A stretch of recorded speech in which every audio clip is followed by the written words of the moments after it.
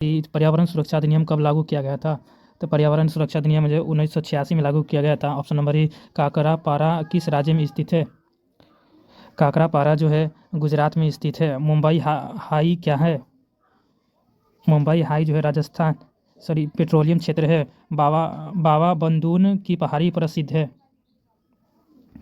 Option law अयक्स के लिए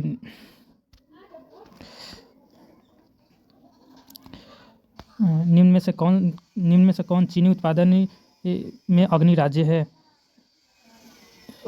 महाराष्ट्र हो गया। महाराष्ट्र चीनी उत्पादन में अग्रणी राज्य जो हो गया, उत्तर प्रदेश हो गया। उत्तर प्रदेश बड़ौदा किस राज्य में अवस्थित है? ऑप्शन नंबर सी हो जाएगा, गुजरात में हो जाएगा। गुजरात में हरिके बांध किस राज्य में है? हरिके बांध जो है पंजाब में है। भारत में वायु परिवहन किस वर्ष शुरू हुआ था? 1911 ईस्वी में। याद करने का कोशिश कीजिएगा। तो चलिए दोस्तों, हम अपना फर्स्ट नंबर क्वेश्चन पे चलते हैं। उत्तल दर्पण द्वारा बना प्रतिबिंब कैसा होता है? उत्तल दर्पण द्वारा वास्तविक तथा सीधा, या बी वास्तविक तथा उल्टा, या सी काल्पनिक तथा सीधा, या डी काल्पनिक तथा उल्टा। तो ये काल्पनिक तथा सीधा होता है। Option number C. गोलीय दर्पण की फोकस दूरी उसकी वक्र त्रिज्या की क्या होती है? ऑप्शन नंबर ए आधी होती है, बी दुगुनी होती है, सी तिनगुनी होती है, डी चौगुनी होती है। ऑप्शन नंबर ए आधी होती है।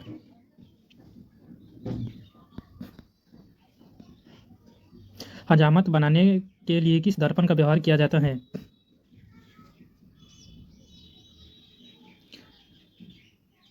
ऑप्शन ए उत्तल दर्पण, बी अवतल दर्पण, सी समतल दर्पण, डी गोलीय दर्पण। अवतल दर्पण बी।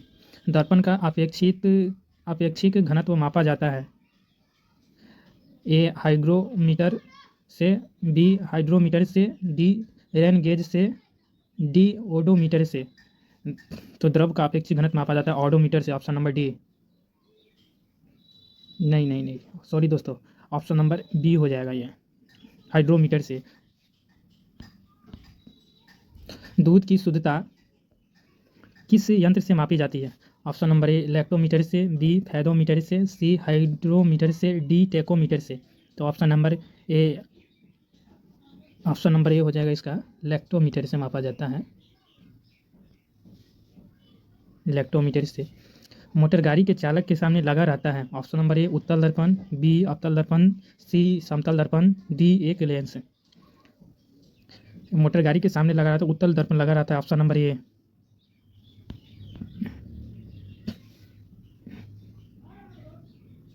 फोटोग्राफी कैमरे का अभिदृश्य होता है। ऑप्शन नंबर ए अवतल लेंस, बी उत्तल लेंस, सी उत्तल दर्पण, डी अवतल लेंस। उत्तल लेंस होता है फोटोग्राफी में। Option number B. पानी में हवा का बुलबुला किस तरह कार्य करता है? ए उत्तल दर्पण, बी अवतल दर्पण, सी उत्तल लेंस, डी अवतल लेंस। अवतल लेंस की भांति कार्य करता है। Option number D. हेटेरोटोटस। Option B.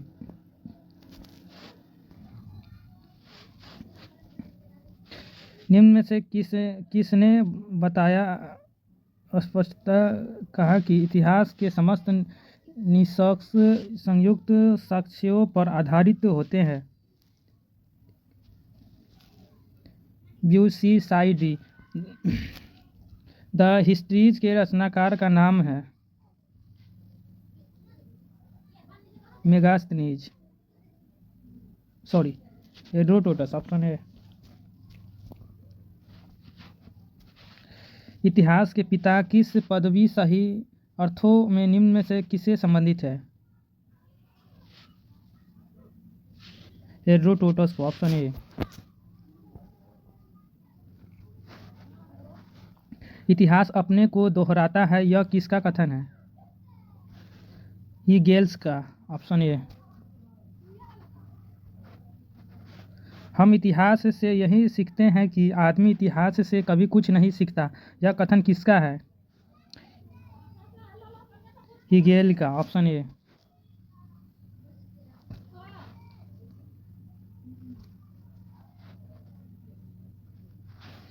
किसका कथन है समस्त इतिहास वर्ग संघर्ष का इतिहास है? कार्ल मार्क्स का। Option A. निम्नलिखित में से कौन सा एक इतिहास के विषय में मार्क मार्क के दृष्टिकोण संक्षिप्त वर्णन करता है? इतिहास शोषक और शोषित वर्गों के बीच संघर्ष का सिलसिला। Option B.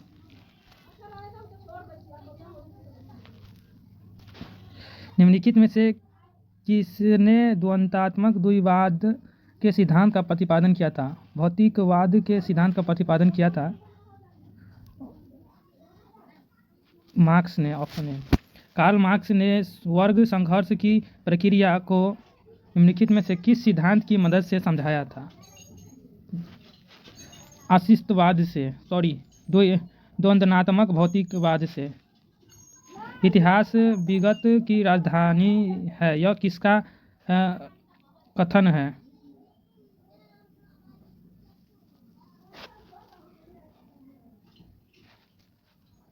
सॉरी दोस्तों, इसको छोटा करने दो, उसके बाद दिखेगा आप लोगों को। तो चलिए 10 नंबर क्वेश्चन पे चलते हैं। निम्नलिखित में से किसने द्वंद्वात्मक भौतिकवाद के सिद्धांत का प्रतिपादन किया था? मार्क्स ने। Option B. कार्ल मार्क्स ने वर्ग संघर्ष की प्रक्रिया को निम्नलिखित में से किस सिद्धांत की मदद से समझाया था?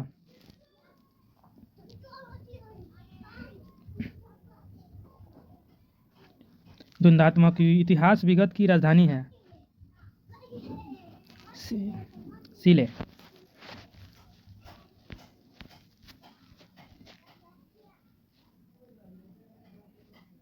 15 नंबर क्वेश्चन पे चलते हैं दोस्तों।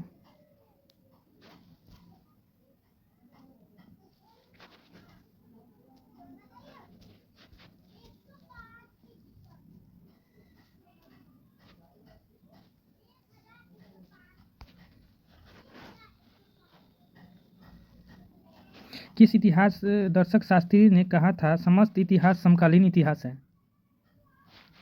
बेनिडिक्टो क्रोच ने कहा था। Option A. इतिहास वर्तमान एवं अतीत के बीच अंतहीन वर्ताता है, यह किसने कहा था? E.H. कार ने। स्थितियों के साथ प्रयुक्त होने वाला BC किसका संक्षिप्ताक्षर है?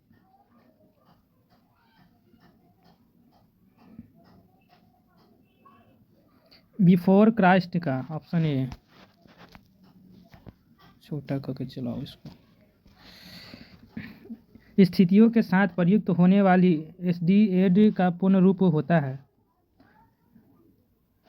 एनो डोमिनी। Option A.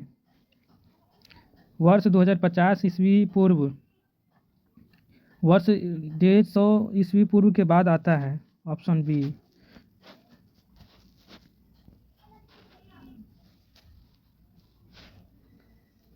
वर्ष 1015 ईस्वी की शताब्दी में आता है, 11वीं शताब्दी में। सूची 1 को सूची 2 से सुमेलित कीजिए और सूचियों के नीचे दिए हुए कुट का प्रयोग करते हुए सही उत्तर का चयन करें। ऑप्शन नंबर डी हो जाएगा इसका। चलो आगे बढ़ते हैं 21 नंबर क्वेश्चन पे।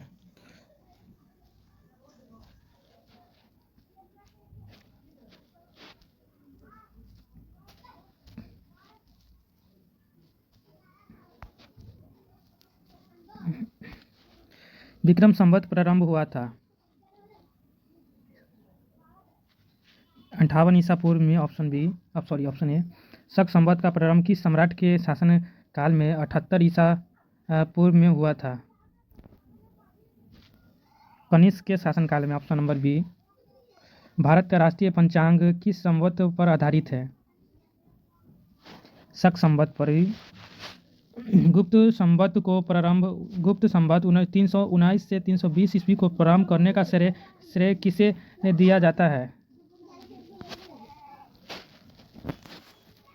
शक संवत का चंद्रगुप्त 24 नंबर का हो जाएगा। गुप्त संवत 319 से 320 ईस्वी को प्रारंभ करने का श्रेय किसे दिया जाता है? चंद्रगुप्त मौर्य प्रथम वंश को दिया जाता है। चंद्रगुप्त प्रथम ने गुप्त वंश संवत का प्रारंभ किस उपलक्ष्य में किया था? अपने राज्यारोहण के स्मरण के रूप में निम्नलिखित कथनों पर विचार कीजिए तथा नीचे दिए गए कुट से सही उत्तर चुनिए। विक्रम संवत 1858 ईसा से आरंभ हुआ था। यस, ठीक है, ये सही है। शक संवत सन 1978 से आरंभ हुआ था। ये भी सही है, दूसरा भी सही है, 1978 में आरंभ हुआ था। फोर्थ, भारत में मुसलमान शासन युग 1192 ईस्वी में हुई थी। नहीं, और ये इसका हो जाएगा ऑप्शन नंबर सी हो जाएगा।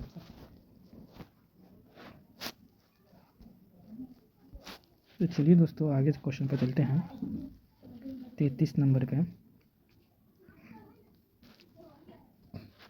विक्रम एवं शक संवत के आरंभ के बीच कितने वर्षों का अंतर है? 135 वर्षों का। पुलकेशिन प्रथम का बादामी शिलालेख शक वर्ष 465 का दिनांकित है। यदि इसे विक्रम संवत में दिनांकित करना हो तो वर्ष होगा 600 हो जाएगा। राजस्थान सरकार के कैलेंडर में BS 2063 लिखा हुआ है, तो शक संवत क्या हो जाएगा? 1928 हो जाएगा। पुरातत्व के स्तर विन्यास पद्धति निम्नलिखित में से किसको समझाने के लिए प्रयुक्त की जाती है? ऑप्शन नंबर बी, भौतिक अवशेष के क्रमिक निक्षेप का। कार्बन 14 स्थिति निर्धारण प्रसिद्धि का विकास किसने किया? विल्ड लिम्बी ने। काष्ठ, अस्थि और शंख के पुरातत्वीय नमूनों का काल निर्धारण करने के लिए निम्नलिखित में से कौन सा अपनाया गया था? सॉरी, इसको बढ़ाना चाहिए था हमको।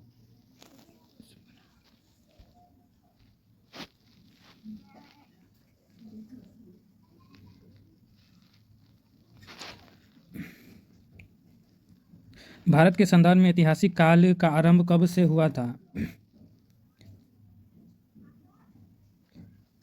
600 ईसा पूर्व से। सिंधु सभ्यता को आदि ऐतिहासिक सभ्यता कहा जाता है क्योंकि इसमें यह प्रमाण मिलता है मिट्टी के बर्तन का, लेखन का मिलता है।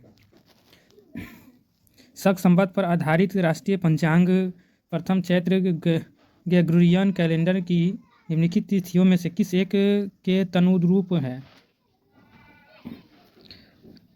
22 मार्च अथवा 21 मार्च। किसने इतिहास को प्राचीन, मध्यकालीन और आधुनिक 3 भागों में बांटकर देखने का रिवाज लाया?